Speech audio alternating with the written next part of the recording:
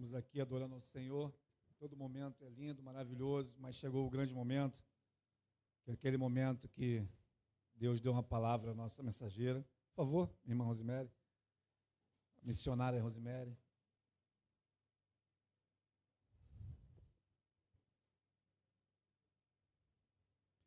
Ela já está no hall de membros, pastor? Já chegou? É um prazer tê-la aqui de novo, tá bom? Deus abençoe a sua vida. Vamos orar? Senhor, meu Deus, Pai amado, Pai querido, te agradecemos, Deus Todo-Poderoso, por tudo, Pai, por tudo. Por esse dia, pela semana que se passou, Senhor, e a semana que está vindo. Te agradecemos, Deus Todo-Poderoso, porque Tu és bom, as Suas misericórdias nos alcançam, Pai amado, Pai querido. Oh, Deus amado, nesse momento, coloque em Suas mãos a Sua filha, Senhor, para que ela fale, Pai amado, Pai querido, e seja um canal da Sua palavra para os nossos ouvidos e nossos corações. Que estejamos, Senhor Deus Todo-Poderoso, atentos, muito atentos para o que o Senhor venha a dizer nesse momento. Obrigado por tudo, mais uma vez, em nome de Jesus, amém. Boa noite, meus irmãos, a graça e a paz do Senhor. Estou sabendo que fui recebida por aclamação, né? Me informaram hoje. Meus irmãos, é uma alegria voltar aqui e adorar o Senhor com a Igreja Batista em Parque Sueli. Não sei se os seminaristas, né? Irmão Gersilei, irmão Alex, irmão Cristiano, irmão Elias, né? Não sei se o Mário tá aí.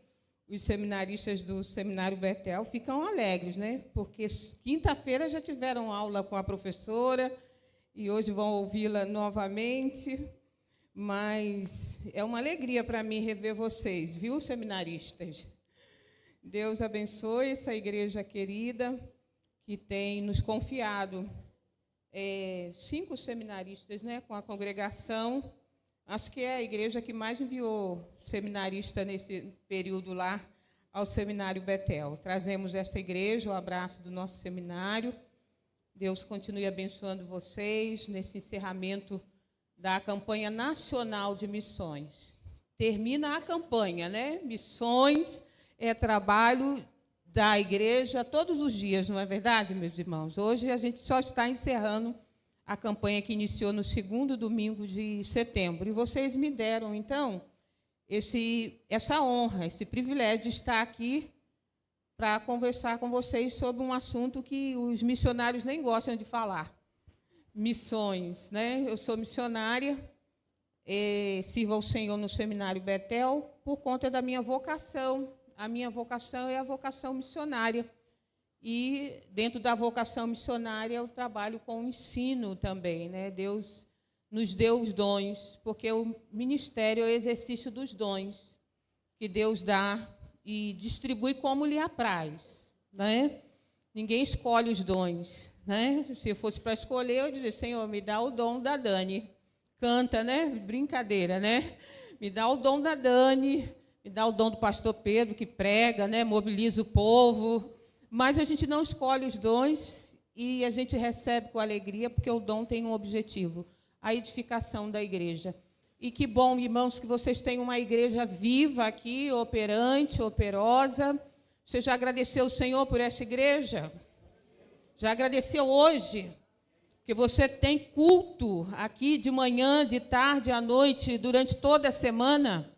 Eu não sei porque estava aqui ouvindo e vendo o louvor e cantando com os irmãos, né? Eu tento cantar ali no banco, né? Eu tento, mas eu estava, não sei por alguma razão, voltei lá ao Nordeste, onde eu trabalhei por 5 anos implantando igreja no sertão paraibano. E quando eu vi aqui 10 músicos aqui na frente, contando com o baterista, né? Eu falei, Senhor, eu lembrei do sertão, que só tinha eu, Dani. Deus dava uma graça, eu cantava no sertão. Porque só tinha eu, aí Deus tinha que fazer cantar. Eu tocava, eu cantava, mas essa graça só funciona lá. Eu venho para o Rio, acaba tudo. Né? Por sorte de vocês, não vão me ouvir cantar. Mas por que Deus me dava essa graça? Porque não tinha ninguém. E eu olhando aqui 10 músicos, fora o pessoal da mídia, Gente, essa igreja é um celeiro de missionários, né? Muita gente aqui. Quando Deus reúne muita gente boa num lugar, é porque Ele também vai espalhar. Amém, gente? Deus nunca reúne muita gente boa sem que o propósito seja espalhá-los. Quem está aqui e tem um chamado de Deus para ir aos campos missionários? Levanta a sua mão aí, em nome de Jesus. Tem 1, 2, quem mais? Quem mais? Sabe que você será alguém que a igreja, em algum momento, vai enviar você para um campo, seja no Brasil ou fora do Brasil. Eu vi 2 irmãos aqui, 3, quem mais? 4 irmãos, quem mais, meus irmãos? São os vocacionados para a obra missionária. Eu não ia iniciar a minha fala assim, mas eu estava ali, o Espírito de Deus falou ao meu coração para orar por vocês, e eu quero orar com vocês. Vocês podem vir aqui, por gentileza. E o que eu vou orar por vocês? Não vou orar, não estou enviando ninguém não, porque esse não é meu trabalho. Isso aí é com o pastor Pedro e a igreja. Mas eu quero orar por vocês. A Dani está aqui também, Alex está aí, também seminarista Alex. E Deus, quando traz, já traz os 2, né? Nós vamos orar por esses irmãos, igreja, amém? Quem Deus não chamou para ser enviado ao campo, quando eu falo um campo, o campo é o mundo, todo crente é um missionário. Mas eu estou falando algo específico aqui. Aqueles que Deus chamou para uma vocação missionária, que em algum momento eles sairão do lugar deles, nem que seja para atravessar uma rua e abrir a congregação ali, ou abrir uma igreja em outro estado, ou ir para uma outra nação. Em algum momento isso vai acontecer, e eles têm consciência disso. Porque todo vocacionado sabe que Deus chamou. Então, como hoje o culto é um encerramento de uma campanha de missões, nós vamos orar pelos vocacionados para a obra missionária. Amém, queridos? E o que eu gostaria e vou pedir ao Senhor em favor da vida de vocês, é que vocês sejam fiéis à vocação. Que vocês perseverem. Porque toda a batalha da vida de vocês é para que vocês não cumpram a vocação de vocês. Mas eu quero dizer uma coisa para vocês. A gente lá na frente, que para conhecer Jesus depende do posicionamento de vocês. Sabiam disso?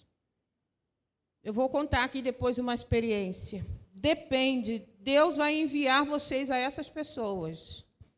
E a minha oração é para que vocês fiquem firmes, não desistam da vocação. Tudo é contra a vocação de vocês.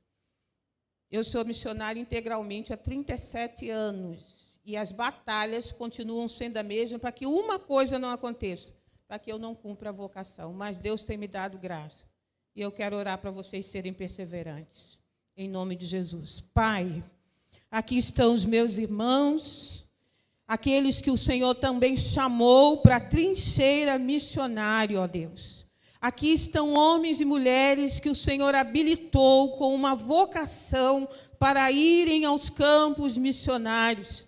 E lá nos campos onde o Senhor já tem preparado, exercerem os dons que o Senhor deu a eles. Eu não sabia, Senhor, que aqui tinham tantos vocacionados, mas o Senhor sabia, e nessa noite o Senhor dividiu comigo isso, e eu oro para que eles sejam perseverantes, Senhor.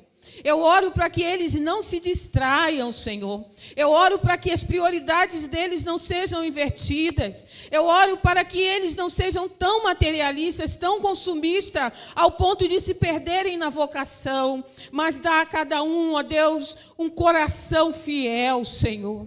Porque Tu és fiel com aquele que o Senhor chama, e que eles sejam fiéis no cumprimento da sua vocação. Abençoa aqueles que estão como casais, abençoe aqueles que estão, Senhor, sozinhos, mas a cada um traga a Tua graça, discernimento, autoridade, perseverança e disposição de cumprirem até o fim a carreira e a vocação que o Senhor concedeu a eles. Eu oro por isso, na certeza de que o Senhor está fazendo e o Senhor fará, para a glória e louvor do Teu nome, em nome de Jesus. Amém? Deus abençoe vocês. Fiquem firmes. Viu, pastor Pedro? Olha quantos missionários nessa igreja. Glória a Deus. E olha, queridos, quando essa gente disser assim, Deus está nos chamando lá para não sei onde, que eu não sei para onde é, vocês soltem eles, viu? Não queiram prender missionários nessa igreja. Não façam isso, não. Entendeu? Deus chama aqueles que Ele quer para a missão. E Deus chama os melhores. Você sabia disso? E a gente não quer soltar os melhores. Eu tenho certeza, vocês não querem deixar esse povo aqui, não. Estão tudo envolvidos com a obra, têm os dons. Quando o Espírito Santo falou à igreja em Atos 13, a palavra de Deus disse que ele falou, disse o Espírito Santo à igreja, separai-me agora, a Paulo e Barnabé para a obra que os tenho chamado. E a liderança da igreja, orando e jejuando, eles ouviram o Espírito Santo e separaram. Quem? Paulo e Barnabé. O melhor obreiro na igreja deve ser enviado para missões. Não envie para missões aquele que não foi bênção aqui, porque ele não será lá. Então, Deus chamou o melhor e Ele continua chamando. Amém? Então, em algum momento da caminhada dessa igreja, vocês vão enviar os missionários. Eu não iria iniciar assim, mas Deus falou ao meu coração, ore nesta noite pelos vocacionados para a obra missionária. Queridos, vamos ao tema dessa noite. Abra sua Bíblia em 2 Coríntios, capítulo 5. Eu quero ler apenas um verso, que será o texto básico para o nosso tema nesta noite. Segunda carta de Paulo aos Coríntios, capítulo 5, verso 17. Igreja abençoada por Deus. Nós vamos falar, irmãos, o tema proposto, que é Jesus transforma. O Senhor transformou a sua vida, a minha vida, e Ele tem transformado, e Ele pode transformar aqueles que entraram aqui esta noite e ainda não tiveram uma experiência de transformação. 2 Coríntios, capítulo 5, verso 17. Ali tem a NVI, né? Então, vamos ler ali todos juntos, na NVI, Nova Versão Internacional. Vamos lá? Portanto, se alguém está em Cristo, é uma nova criação. As coisas antigas já passaram, eis que se fizeram novas. O nosso tema é Jesus transforma. Paulo, escrevendo a esses irmãos ali na sua carta, ele está falando exatamente disso. Ele está falando daqueles que o Senhor transformou em novas criaturas. E quando a gente lê a NVI, né, o texto aí está muito bom. Eu separei a leitura, não há problema, aqui na atualizada, mas iríamos, inclusive, ler a NVI, já adiantamos, está ótimo. Quando nós lemos esse texto, e ele tem aqui todo um contexto, queridos, nós estamos olhando para um texto onde o apóstolo Paulo está falando exatamente sobre transformação. Jesus transforma. Então, Paulo está falando da nova vida que Jesus dá. A transformação é o ato de Deus tirar um homem e uma mulher de determinado estado e levá-lo a um outro estado.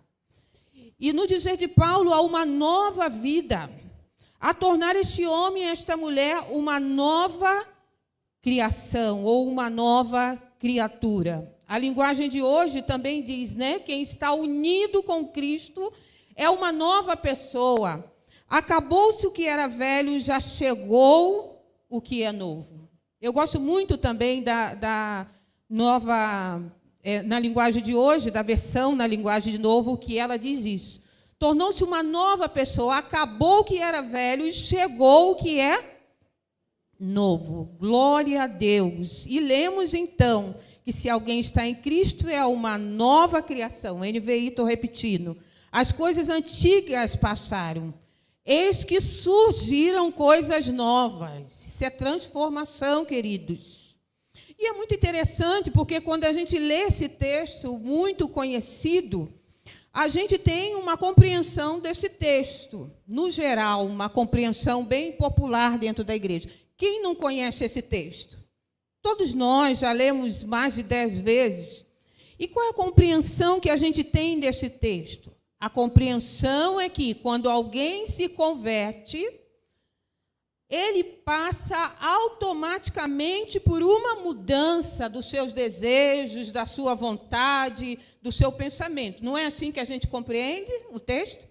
Então, alguém se converteu, alguém se tornou uma nova criatura, alguém foi transformado, então essa pessoa agora mudou automaticamente a sua forma de pensar, a sua forma de desejar, e a sua vontade foram transformadas. É bem isso mesmo que a gente pensa no geral. Mas, queridos, é bom lembrarmos que o apóstolo Paulo, quando fala dessa nova criação, essa nova criatura, né, esse tempo novo que chega, Paulo está falando, sim, de conversão, mas ele não está trabalhando a conversão como algo automático. Porque conversão, queridos, não é o mesmo que a santificação. Crente batista antigo está bem familiarizado com esses termos, né? A conversão não é a mesma coisa que a santificação. A conversão é o início disso, dessa caminhada. A transformação vai durar quando, irmãos? Como? Vamos ver, tem um aluno do Betel ali, vamos ver, né? Se aprendeu a lição direitinho. A transformação vai durar a vida toda. Nós não estamos sendo transformados e nós nos convertemos agora? Não. Então, precisamos pensar que o que Paulo está falando é um processo que começa com a conversão, caminha-se progressivamente no processo da santificação até sermos moldados à imagem de Cristo. A gente olha o apóstolo Paulo e ele diz assim, eu aprendi a viver contente. Ou seja, Paulo não se converteu e ficou contente. Ele teve que aprender. E aprender a viver contente em toda e qualquer situação. Ele diz, eu sei ser humilhado, sei ser honrado. Né? Sei ter muito, sei ter pouco e sei não ter nada. Todos nós sabemos ser honrado, amém? Alguém já aprendeu a ser humilhado? Nem lembro disso, nem quero lembrar. Que conversa é essa, né? Como diz o nordestino, que conversa é essa? A gente não quer aprender, mas caminhar com Cristo, em algum momento da nossa vida, vai nos ensinar a passarmos por humilhações como Cristo passou. A gente foge disso, é desesperador. Mas caminhar com Cristo e ser moldado à imagem dele, vai fazer isso conosco. E Paulo aprendeu isso. Por quê? Porque no ato da conversão, você já não sabe, automaticamente você não sabe disso. Mas você vai aprendendo. E Paulo aprendeu. Então, significa que a conversão não é mudança, não é transformação automática. É o início de uma caminhada. Então, ele aprendeu, ele foi adquirindo isso posteriormente à sua conversão. A gente precisa entender isso, meus irmãos. Entender que transformação não é apenas no ato da conversão, porque o nosso tema é Cristo transforma. Mas a gente geralmente entende que o ato da conversão é a nossa mudança total e plena. Não, é uma caminhada. Às vezes, lá no seminário, as pessoas perguntam assim, professora, a senhora gosta de ser diretora do Betel? E eu respondo para eles o seguinte, não é questão de eu gostar. Isso não está em jogo aqui. O que está em jogo é entender o seguinte, o melhor lugar para eu ser transformada e trabalhada por Deus nesse momento na minha vida é como diretora do seminário. Todo mundo chega lá, acha que eu estou ensinando, né? Os alunos, e a gente ensina um pouquinho também. Mas, essencialmente, nós estamos nos lugares que nós estamos, como crentes em Jesus e como parte da igreja, porque esse lugar é o melhor lugar onde Deus opera as transformações dele na nossa vida. Se eu não estivesse e colocada pelo Senhor, porque cada um está no lugar que está, porque o Senhor nos colocou. Você não passaria pelas transformações que você precisa e que eu preciso. Ou a gente não precisa ser transformado. Tem dia que eu olho um aluno e eu digo assim, meu Deus, que vergonha, esse aluno está mais crente do que a diretora. Esse aluno está com a fé dele mais poderosa, mais avivada do que a diretora. Então, eu estou lá para aprender com esse aluno. Eu estou lá para ele me ensinar o que eu não aprendi. Porque todos nós estamos nesse processo de transformação, meus irmãos. E felizes são aqueles que percebem isso. Porque se você já chegou naquele estágio onde você só tem para ensinar, não tem mais o que aprender e ser transformado, você está num lugar muito perigoso. Porque o nosso lugar é lugar mais de aprender do que ensinar, irmãos. Todo o tempo. Então, nós precisamos olhar, segundo aos Coríntios 5:17, não na perspectiva popular de que a mudança aconteceu, mas olharmos, inclusive, para Paulo e entender que ele viveu os processos dele e que nós vivemos. Outra forma também, irmãos, que seria uma boa interpretação do que é ser uma nova criatura ou do que é ser uma pessoa transformada, é entendermos que esse versículo ele não deve ser interpretado nessa linha do triunfalismo da teologia da prosperidade. Que qual é o entendimento, né, desse pensamento do triunfalismo da doutrina ou da teologia da prosperidade? É entender que uma vez que você se converteu, você é uma nova criatura, os seus problemas acabaram. Vocês já ouviram sobre isso? Ou seja, as coisas velhas ficaram para trás. As pessoas argumentam esse pensamento, ou seja, você não tem mais provação financeira, você não fica mais doente, né? Você não fica mais desempregado, você não tem mais tristeza, é só vitória. E a sua empresa prospera, e se der tudo errado, você vai para uma sessão do descarrego, que numa sessão você resolve tudo. Pensamento triunfalista. Há pessoas ensinando que ser uma nova criatura vai te levar para um lugar como esse. Irmãos, essa é uma linha de interpretação correta? Biblicamente falando, podemos dizer que não. Então, a pergunta que nos cabe é: como, então, que linha de interpretação devemos pegar para olharmos, segundo aos Coríntios 5:17, que é o texto que nos fala de transformação, um dos textos, né? Primeiro, nós vamos caminhar pensando de duas formas aqui. Nós precisamos interpretar o ser nova criatura, ser alguém transformado por Jesus, na perspectiva do conceito geral das Escrituras, quando ela fala do novo. Então, nós vamos fazer isso, vamos olhar de maneira objetiva o que as Escrituras falam sobre o ser uma nova criatura, o ser transformado, e depois vamos olhar também, vamos olhar esse contexto geral, depois vamos olhar esse contexto imediato do texto que Paulo está tratando aqui. Então, vamos olhar o contexto geral e depois o contexto menor, que é o texto que estamos usando. Então, como é o contexto geral do novo, da nova criatura? Por exemplo, Isaías capítulo 43, eu vou só citar parte dos textos para a gente estar ganhando tempo e não ficarmos lendo, né? Mas citar. Então, Isaías 43, por exemplo, a nova criatura, o novo de Deus, né? A transformação é algo predito pelos profetas.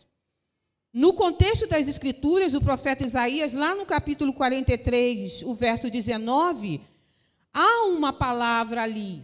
E a palavra é: eis que eu faço uma coisa nova. Se a gente vai também para o livro do profeta Jeremias, o capítulo 31, verso 33, ele diz: eis aí, vem dias, diz o Senhor, que eu vou firmar uma nova aliança. E se nós formos também para a profecia de Ezequiel, no capítulo 36, a partir do verso 36, ele diz: eu vou dar a vocês um novo coração, eu vou colocar dentro de vocês um espírito novo. As Escrituras, toda ela, inclusive os profetas, falam do novo de Deus.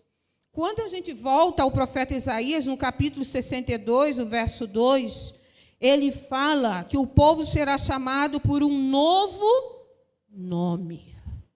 Então, são coisas novas, são uma nova aliança, um novo coração, um espírito novo e um nome novo. O profeta Isaías, no capítulo 62, ele diz: o Senhor vai inaugurar na história um novíssimo ser, um novíssimo coração. Deus vai trazer o novo do céu para o coração do indivíduo. Isso é transformação, queridos. Mas veja, o novo não é falado apenas na nova aliança, no Novo Testamento. Nós lemos a profecia. Entender o que é o novo nascimento, o que é se tornar uma nova criatura, o que é ser alguém transformado, é realmente a gente olhar toda a Escritura e olhar, não estamos olhando toda, mas algumas profecias da Antiga Aliança, de que havia promessa de que Deus traria um novo tempo. E Ele anunciou esse tempo que Ele faria uma obra gloriosa no coração, na vida do seu povo, trazendo a esse povo uma nova esperança, trazendo esse povo, queridos, uma nova vida, uma nova forma de viver. E isso é o novo, a nova criatura. Foi profetizado nas Escrituras. Mas quando a gente vai também para o Novo Testamento, os evangelhos, ou o Evangelho de Jesus, na narrativa dos 4 evangelistas, e o ensino doutrinário apostólico, tudo que a gente lê no Novo Testamento, nós vamos observar ali, queridos, de que esse novo de Deus, prometido nas Escrituras da Antiga Aliança, ele teve seu cumprimento, a sua realização na vida e na obra do Senhor Jesus Cristo. É preciso pensarmos em transformação numa perspectiva bíblica. É preciso pensarmos na transformação que Jesus realiza na vida do ser, que é torná-lo uma nova criatura, dar um novo coração, um novo nome. É preciso pensarmos, irmãos, a partir de todas as Escrituras, e a Escritura é rica nesse assunto. Então, o Novo Testamento vai nos mostrar de forma clara e indubitável de que o novo de Deus é Cristo. E é em Cristo que o milagre do novo nascimento, de uma nova criatura, acontece. E se nós olharmos os escritos, por exemplo, paulinos, o apóstolo Paulo, ele vai dizer lá no capítulo 4, na carta aos Efésios, os versos 24, que nós somos revestidos de um novo homem, criado segundo Deus, em justiça e retidão. E se formos lá para a carta de 1 Coríntios, a carta que estamos, mas a primeira carta, o capítulo 15, Paulo também fala de um novo, e agora ele está falando de um novo corpo. E se caminharmos nos escritos de João, no Apocalipse, ele fala também de um novo nome. E é interessante que, se voltarmos ao Evangelho, em Marcos, ele vai falar de um vinho, mas de um novo vinho. E se nós voltarmos ao Apocalipse, e é a culminância, ele diz que ele vai fazer novo, ele vai transformar o quê? Todas as coisas. Por isso, a nossa certeza é que nós viveremos um novo. Que novo é esse? Novos céus e uma nova terra. Dizemos isso, então, para afirmar que o quê? Que Deus está fazendo uma coisa nova. Deus está transformando.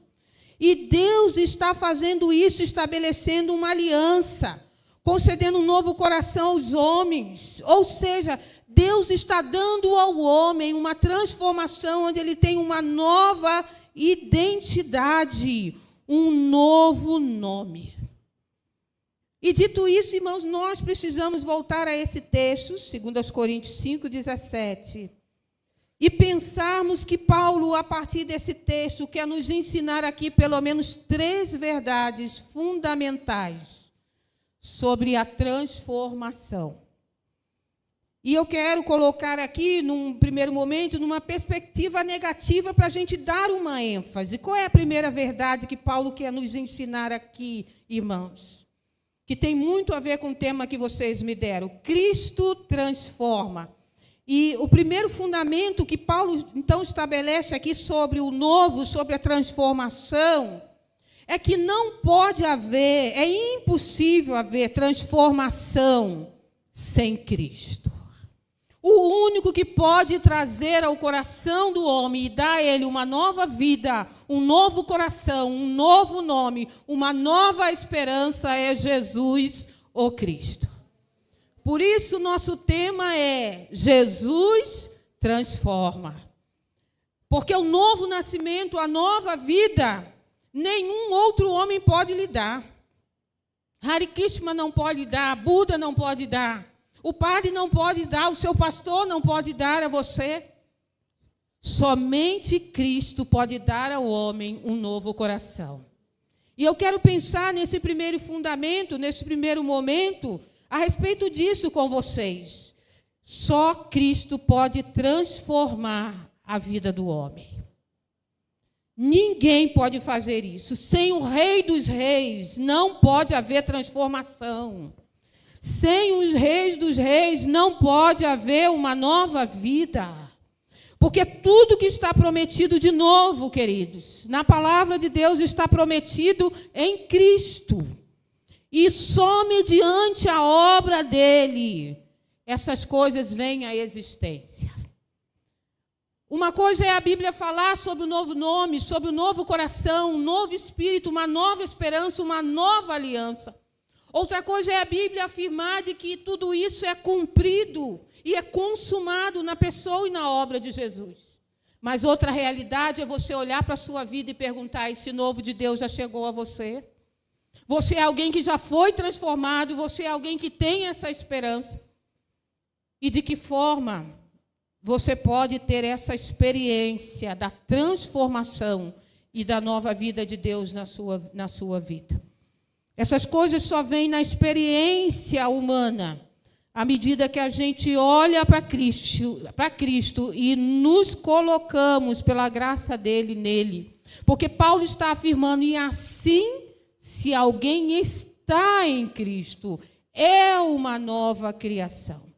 E Paulo usa, irmãos, recorrentemente essa expressão em Cristo, para exatamente se referir à posição espiritual, na qual aquele que experimenta o novo de Deus passa a experimentar. No capítulo 2, por exemplo, de Efésios, no verso 6, ele diz que ele nos ressuscitou e nos fez assentar nos lugares celestiais em Cristo. O que ele está dizendo, então? Paulo está enfatizando aqui que outrora nós estávamos mortos nos nossos delitos, nos nossos pecados, que outrora, queridos, nós estávamos naquilo que é velho, porque é uma nova criação, o que era velho passou. Mas em Cristo a nossa posição muda, nós somos transformados e nós passamos a, com Ele, habitar as regiões celestiais. Ou seja, Paulo está falando dessa união e dessa relação mística que nós temos com Jesus. Por isso podemos dizer: somos transformados, fomos transformados. Estamos unidos na morte de Cristo, mas também na sua ressurreição. E Paulo, insistindo, e todas as cartas ele usa essa expressão em Cristo. Ele diz que em Cristo nós não fomos apenas tirados do estado de mortos espiritualmente e elevados às regiões celestiais, mas ele vai dizer também, queridos, que em Cristo nós somos escolhidos e predestinados como ovelha do seu rebanho. No capítulo 1 da carta aos Efésios, 2 versículos 4 e 7, Paulo vai falar disso. Então, veja o que acontece com a nossa vida em Cristo.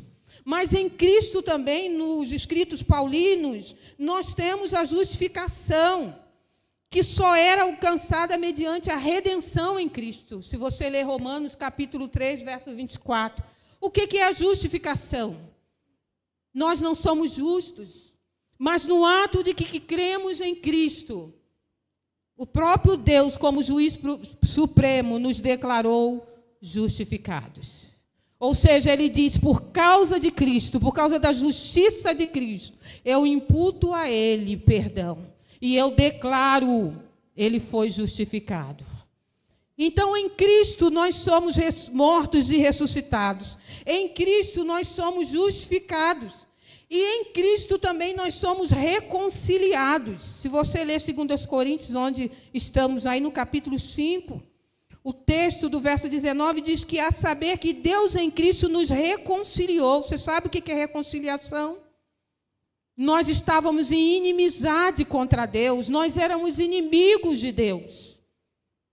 E Deus nos fez a paz conosco. Romanos 5 diz, justificados, pois, mediante a fé, nós temos paz com Deus por intermédio do nosso Senhor Jesus Cristo. Você sabe o que é isso, queridos? Deus nos fez paz conosco. Deixa eu dizer a vocês, meus amigos, o maior problema do homem é ser inimigo de Deus. Você sabia disso? O maior problema do homem é estar em inimizade contra Deus. E ninguém nasce aqui amigo de Deus. Nós nascemos aqui separados. Mas em Cristo o homem pode ser reconciliado com Deus. Somente em Cristo. Só Cristo pode trazer esse novo. É dessa transformação que estamos falando. E ainda, queridos, em Cristo nós vivemos. Filipenses 1, 21. Nós vivemos em Cristo e nós também morremos em Cristo.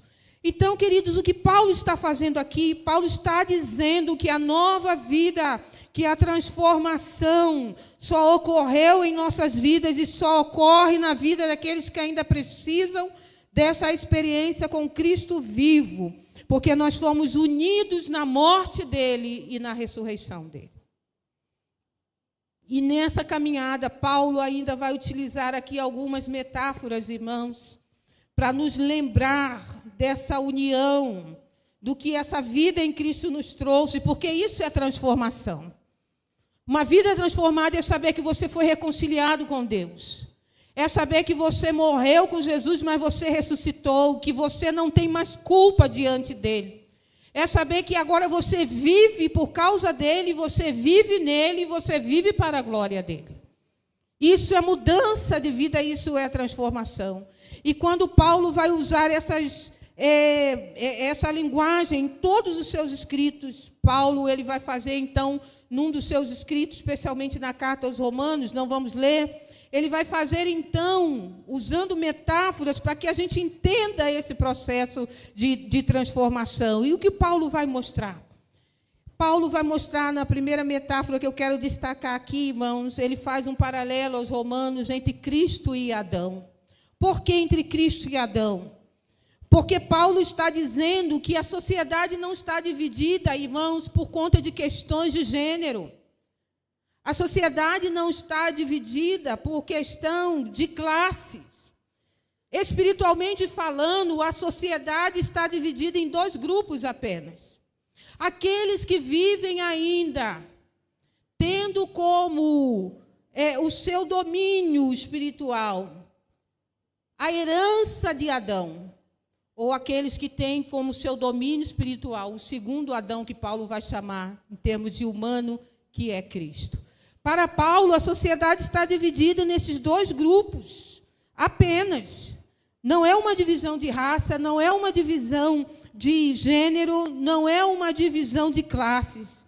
Mas, para Paulo, a sociedade, os homens vivem ou sob o domínio do primeiro homem, Adão, que pecou e destituído, ficamos da glória de Deus, ou o homem vive sob o domínio do último Adão, que é Cristo. Ou seja, para Paulo, o homem está em Cristo e ele é transformado, ou ele ainda permanece morto nos seus delitos e pecados, e ele, de fato, tem apenas um dominante, e é o seu primeiro pai, Adão. É nessa perspectiva que Paulo olha o mundo, o apóstolo Paulo olha o mundo quando fala da vida em Cristo e da vida sem Cristo, daqueles que foram transformados e daqueles que não foram transformados. Para Paulo, o Cristo, o segundo Adão, é o cabeça do homem ou o primeiro Adão. E quem é filho do primeiro Adão não tem paz, não tem justificação, não tem vida, está morto espiritualmente. Se você veio aqui esta noite e você ainda não tem uma relação com Cristo real, querido, Se você ainda não é uma nova criatura, eu quero dizer para você ainda que hoje é a oportunidade de você sair daqui, não mais sob o domínio do primeiro Adão, não sendo mais escravo do pecado do seu coração, da sua vontade, mas você pode sair daqui sob o domínio de Cristo, que quer dar a você um novo coração, uma nova vida. Você pode sair daqui experimentando o novo de Deus, que é uma vida transformada. E quem sabe Deus não lhe trouxe aqui esta noite para experimentar isso. Porque o novo que o coração humano busca, a transformação que o homem busca, só Cristo pode dar.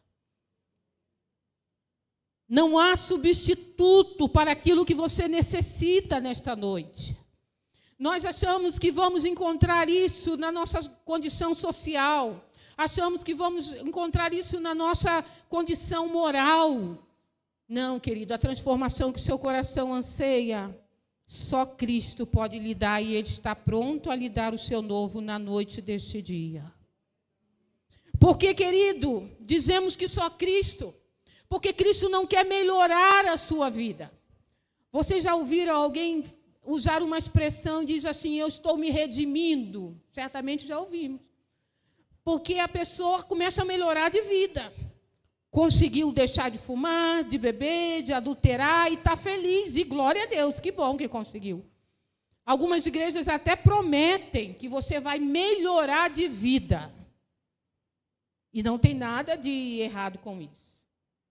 Agora, a questão bíblica, querido, é que Jesus não vem para melhorar a nossa vida. Jesus vem para nos dar uma nova vida.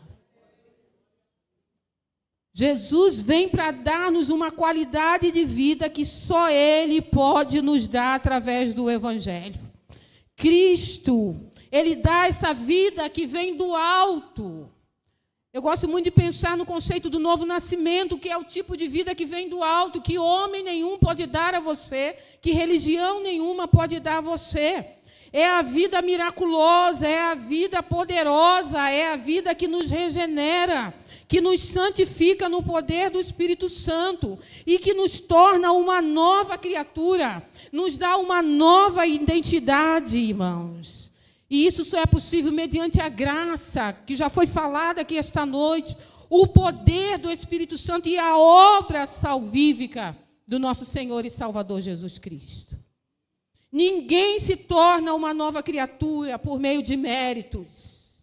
Há pessoas fazendo muitas coisas, indo à igreja, dando o seu dízimo, se comportando moralmente, dizendo, é porque eu quero melhorar de vida. E isso é bom, continue fazendo. Mas eu quero dizer a você, querido, você pode até melhorar de vida, mas você não traz a nova vida. A nova vida só Cristo dá. E Ele faz isso não por causa da sua justiça. Não é o formalismo religioso, não é o moralismo. Nada disso tem eficácia. E você já até cansou porque você vê que isso não dá jeito. A sua necessidade, a sua ânsia é maior porque é o que você precisa. E o que o homem precisa não é de uma vida melhorada, mas é de uma vida transformada.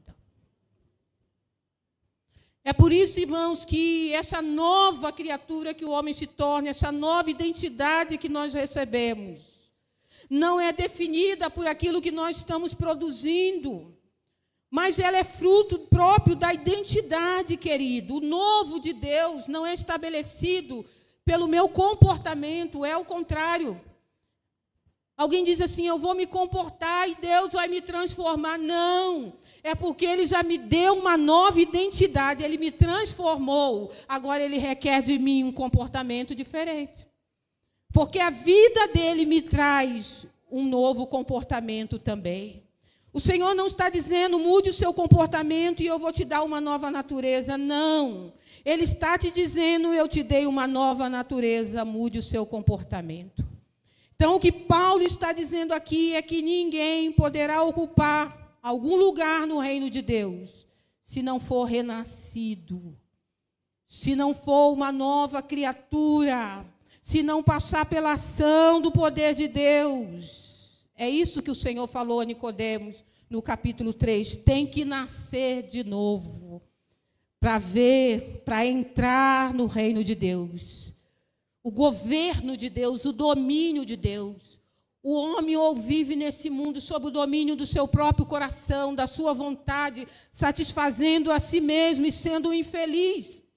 Ou esse homem se coloca sob o domínio de Deus, que é o reino de Deus. E sob o domínio de Deus, para que você esteja sob o domínio de Deus, é preciso que você nasça de novo. Não há transformação, queridos, sem a ação do Espírito Santo.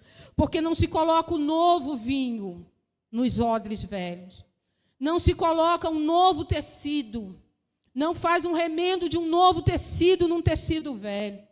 Mas uma nova vida é só mediante a uma transformação do Espírito, onde Ele traz à nossa vida a morte e a ressurreição de Jesus. Paulo está dizendo, não permita que, porque vocês agora são novas criaturas, olhem para os corpos de vocês, para os olhos, para as mãos, para os pés, e deixa que essa nova vida guie vocês em todas as coisas. É por isso que alguém que nasceu de novo sabe como vai usar as suas mãos, sabe como vai usar o seu dinheiro, sabe com seus pés onde deve estar, sabe com a sua boca o que deve falar. Porque como Paulo falou, agora que vocês não têm mais o domínio do pecado, vocês têm a vida de Deus, ofereça os membros de vocês em sacrifício. É por isso que o cristão é alguém que está nesse mundo, mas não está sob o domínio do pecado. Ele é santo no seu falar, ele é santo no seu sentir, ele é santo no seu pensar, ele é santo nos lugares que ele vai, ele é santo no seu olhar. O cristão não está com seus olhos expostos a qualquer tipo de filme, de música, ele é santo no seu ouvir. Por quê? Porque ele é alguém que já foi alcançado, está sendo transformado e a vida dele é um novo ser. Irmãos, falar de transformação, então, é podermos afirmar isso. Afirmar que essa transformação só é possível em Cristo. Porque nós nos despimos do velho homem e nos revestimos do novo homem. Mas também, queridos, é pensarmos que essa transformação só é possível na experiência do novo nascimento. É preciso nascer de novo para ser transformado. O Senhor não faz uma reforma. O capítulo 3 de João é quando um homem mestre da lei se aproxima de Jesus. E Jesus já começa a conversar com ele sobre o que interessa. Se não nascer de novo, não pode entrar no reino de Deus. E o que é o novo nascimento? O mestre da lei não compreendeu isso. Porque ele sabia da promessa de Ezequiel, ele sabia da promessa de Jeremias, ele sabia da promessa de Isaías. Mas ele não entendia como era possível nascer de novo. E Jesus explica. Nascer de novo é algo que acontece pela água e pelo Espírito. Quem tem poder de gerar essa nova vida? A palavra de Deus e o Espírito de Deus. Não há transformação sem a experiência do novo nascimento. Queridos, ninguém vai produzir uma vida cristã, uma vida transformada, se não nasceu de Deus. Adesão à igreja não é novo nascimento. Você pode estar anos numa igreja evangélica, você pode saber todas as músicas de lá, você pode participar de todas as programações, você pode comprar todo domingo pastel para aqueles que não são crentes. Você pode participar da vida dessa igreja. E é maravilhoso que você faça isso. E se for nessa igreja é uma bênção, porque essa igreja é uma bênção nesse lugar. Mas, querido, a pergunta que você precisa se fazer é o seguinte: você já nasceu de novo? Eu já nasci de novo? Eu sou uma nova criação? Não a criação caída de Adão, mas eu sou a criação que foi redimida em Jesus o Cristo, o segundo Adão. É preciso fazer-se essa pergunta, porque não há transformação sem Jesus Cristo, mas não há transformação também sem o novo nascimento, porque Jesus opera o novo nascimento. Ele traz a vida dele que passa a habitar em nós. Você sabe por que nós temos uma igreja grande na estatística, mas nós temos pessoas que não conseguem se comportar como alguém que tem uma nova vida? Porque nem todos que estão nessa igreja grande na estatística é gente que nasceu de novo. Nosso maior desafio é querer que pessoas se comportem como novas criaturas, se elas ainda são velhas criaturas. Porque ou existe essa vida, ou ela não existe. Mas se ela existe, você vai produzir um comportamento segundo ela. E que vida é essa? É a vida de Deus. E como é a vida de Deus? É uma vida de paz, é uma vida de alegria, é uma vida de perdão, é uma vida de amor, é uma vida de perseverança, é uma vida de santidade, é uma vida de serviço, meus irmãos. Quando você acha que as pessoas têm que servir e servir por amor, muitas das vezes não estamos servindo por amor, a gente serve para nos projetarmos, servimos porque alimenta o nosso ego e a gente quer convencer aquele irmão. Não, irmão, tem que ser por amor. Só faz por amor quem nasceu de novo. Você sabe por que eu venho aqui todas as vezes que essa igreja me convida e eu não tenho compromisso naquele domingo? Eu falei assim, vai chegar uma hora que eu vou chegar naquele portão, o pessoal vai olhar para o pastor Pedro e vai falar, missionária, de novo, pastor Pedro. Mas sabe por que eu venho, queridos? Eu venho aqui porque esse é meu serviço a Deus também. E porque vocês me convidam, é claro. Porque se me convidar, eu não venho. Porque eu fui chamada para servir. O nosso chamado é servir, irmãos. E servirmos por amor. Quem tem a vida de Deus quer servir naquilo que Deus confiou a você. Aí você não precisa ficar empurrando o crente. Você não precisa ficar convencendo o crente a vir à igreja. Já viu isso, irmãos?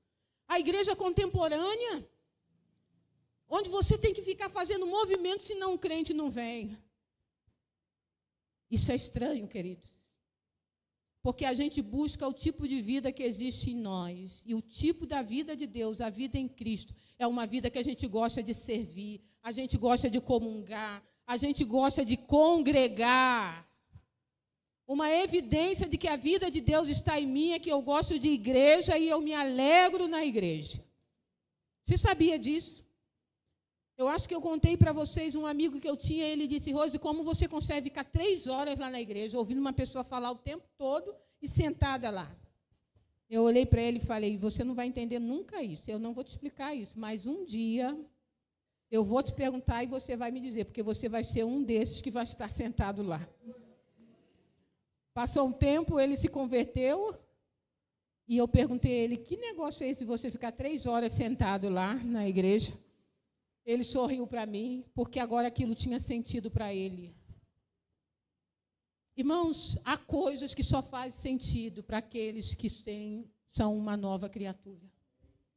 Uma nova criação. Não fique tentando convencer crente a ser crente, porque a nova vida existe ou não existe. E se não existe, você precisa estar em Cristo para ser uma nova criação. Então, não há transformação sem Cristo, mas não há transformação se você não nascer da água e do Espírito de Deus. Se você não responder à ação do Espírito Santo no poder da palavra de Deus. Dessa forma, querido, se alguém está em Cristo, é uma nova criatura. Então, só há transformação em Cristo, só há transformação no novo nascimento, querido. E terceiro fundamento, só há transformação, queridos, quando há uma mudança da mentalidade. Ninguém pode afirmar, eu fui transformado, se não foi Cristo que te transformou. Ninguém pode afirmar, eu fui transformado, se você não nasceu de novo. E ninguém pode afirmar, eu fui transformado, se a sua mentalidade não foi mudada. A última parte desse verso, Paulo diz, as coisas velhas passaram, ou na outra versão ele diz, as coisas velhas acabaram. E no original ele diz, as coisas velhas faleceram. O que Paulo está dizendo, irmãos? E ele diz, tudo se fez novo. Porque Paulo aqui está dizendo o seguinte, antes eu observava a vida como os judaizantes aqui, os mestres da lei, eu observava igual a vocês. Eu via Cristo, mas eu via Cristo não como eu vejo hoje. Eu entendi a vida a partir daquele Cristo dos ritos, do moralismo, da guarda da lei e das aparências. Mas ele disse, quando eu estive de fato em Cristo, ele diz, daqui por diante eu não o conheço como eu o conhecia. Ele está dizendo agora, queridos, e por isso ele dizia aos falsos apóstolos, eu tenho mais autoridade que vocês, porque eu não vejo Cristo como vocês veem. Há pessoas que olham para Jesus e olham Jesus distante, o Jesus da cruz, ou o Jesus dos ritos, ou o Jesus do comportamento moralmente correto. Era assim que Paulo via. Mas ele diz, agora eu não vejo Cristo desta forma, e como que ele via o Cristo agora. Paulo vê Cristo de uma outra forma, e porque ele tem uma perspectiva certa, real de quem é o Cristo. Ele diz, as regras e os conceitos humanos caíram. Eu reconheço agora não nos padrões humanos da lei, mas eu conheço Cristo agora, não como aquele impostor que eu dizia, mas eu conheço Cristo agora como aquele que trouxe a vida nova ao meu coração. E conhecendo Ele assim, Paulo diz, tudo se fez novo. Sabe o que significa, irmãos? Significa que Paulo não vê mais dinheiro, como todo mundo vê. Paulo vê dinheiro na perspectiva de Cristo. Paulo não vê mais família como todo mundo via, mas ele vê família na perspectiva do Cristo ressurreto e do novo que ele trouxe para a vida dele. Paulo está dizendo, eu adquiri uma nova perspectiva, tudo se fez novo. Eu tenho um novo discernimento, eu compreendo o mundo a partir de uma nova realidade, não dos padrões estabelecidos. Paulo está dizendo, as coisas velhas ficaram para trás. A guarda da lei, o rito, ele está dizendo, a minha perspectiva de trabalho é outra, tudo se fez novo. A pergunta é, tudo se fez novo na sua vida? Você vê trabalho como todo mundo? Eu já vou encerrar, que as crianças já disseram, missionária está demorando. E realmente, para elas é muito tempo. Tudo se fez novo. Sabe por que a igreja não vê a prática do sexo como a sociedade vê? Porque a gente sabe e conhece a palavra de Deus sobre sexo e família numa perspectiva do Cristo que trouxe o novo dele. É por isso, irmãos, que nós somos uma nova sociedade. Paulo está dizendo que no que depender da compreensão dele de Cristo, a visão de mundo dele é outra. Tudo se fez novo. Como é que você enxerga Cristo e como você é enxergado por Ele? E para nós concluirmos, irmãos, essa reflexão, se você é uma nova criatura, a sua visão de mundo é diferente. Tudo se fez novo. Porque se a sua mentalidade não mudou, você não foi transformado. E se você entender que você continua sendo a mesma pessoa, pensando com as mesmas formas que o mundo pensa, o mundo sem Cristo, sem o novo de Deus, você precisa ainda hoje correr para Cristo, nascer de novo e ter uma mente transformada. E, queridos, aqueles que já nasceram de novo e foram transformados são uma nova criatura. Para a gente concluir, olha, tem o seu olhar fito em 3 realidades. E voltando para o texto, eu quero dizer para vocês que é uma realidade de olhar triplo.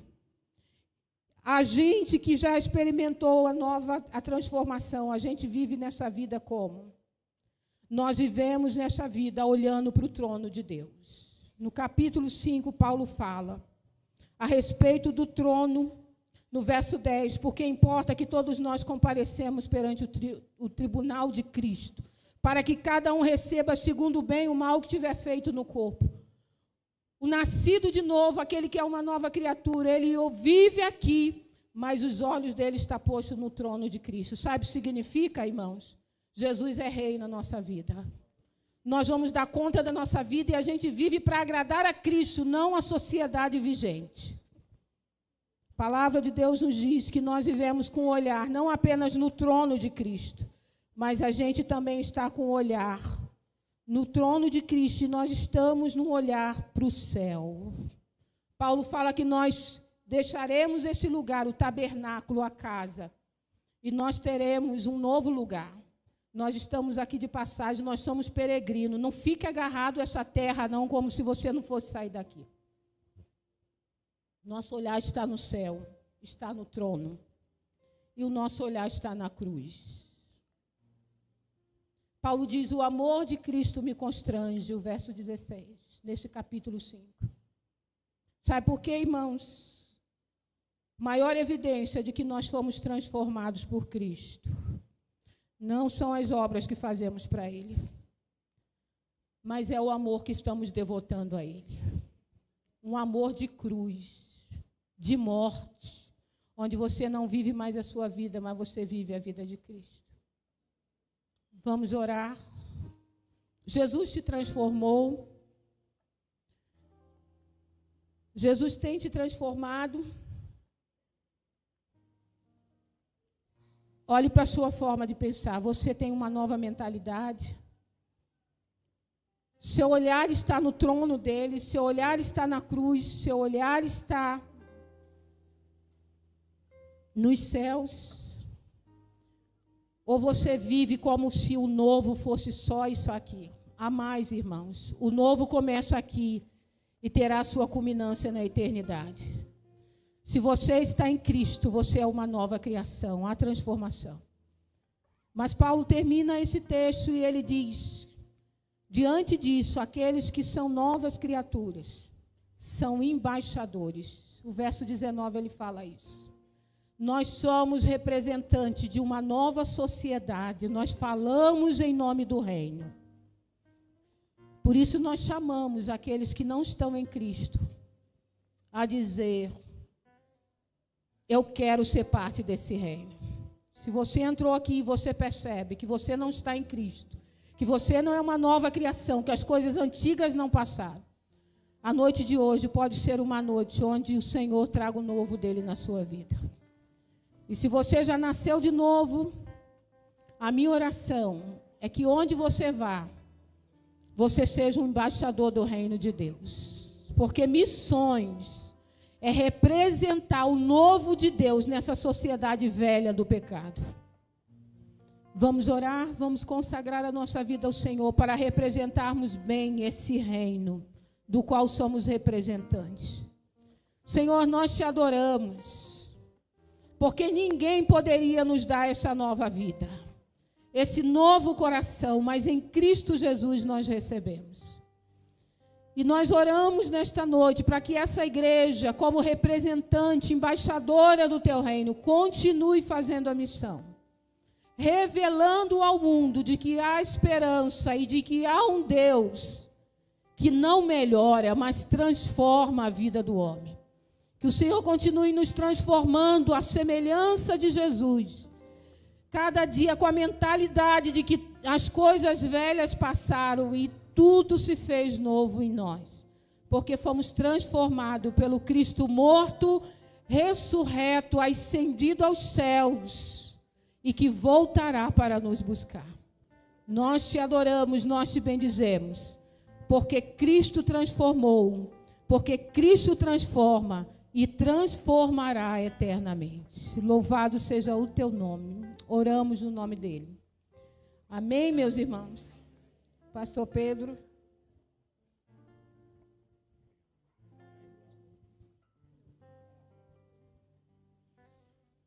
Amém. Querido, eu creio que Jesus transforma. Você crê? E esse Jesus que transforma, ele dá vida nova. Você teve a oportunidade de sair daqui, não com a sua vida melhorada, mas com a sua vida transformada, abrindo seu coração para o Senhor. Eu quero convidar você a ficar de pé no seu lugar.